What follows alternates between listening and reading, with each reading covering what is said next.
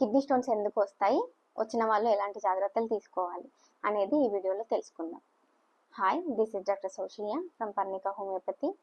Kidney stones తగినంత water తీసుకోకపోవడం, లేదంటే ఫ్రీక్వెంట్గా యూరినరీ ట్రాక్ ఇన్ఫెక్షన్స్ రావడం, అండ్ ఎక్సెసివ్గా న్యూట్రిషనల్ సప్లిమెంట్స్ తీసుకోవడం, లేదంటే obesity and lack of physical activity వల్ల, అండ్ కొంతమందిలో ఫ్యామిలీ హిస్టరీలో ఉండడం, అంటే జెనెటిక్గా కూడా వస్తుంది.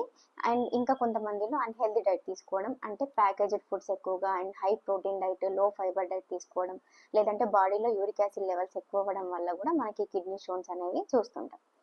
సో కొంతమందిలో కిడ్నీ స్టోన్స్ రీకరెంట్గా వస్తుంటాయి. దీనికి రీజన్స్ వచ్చేసి డైటరీ రెస్ట్రిక్షన్స్ పాటించకపోవడం, లేదంటే సరైన ట్రీట్మెంట్ తీసుకోకపోవడం, అండ్ తగినంత వాటర్ తీసుకోకపోవడం, లేదంటే ఫ్యామిలీ హిస్టరీలో ఉండడం. వీటి వల్ల మనం రీకరెన్స్ అనేది చూస్తుంటాం.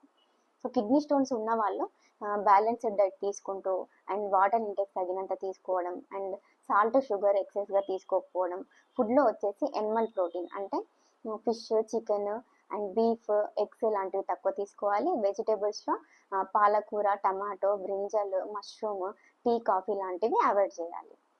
అండ్ కొన్ని రకాల ఫుడ్స్ వల్ల మనకి స్టోన్ ఫార్మేషన్ అనేది తగ్గుతుంది. అవేంటి అంటే banana, barley, carrot, coconut water, pineapple లాంటివి తీసుకోవడం వల్ల మనకి స్టోన్ ఫార్మేషన్ అనేది తగ్గుతుంది. Thank you.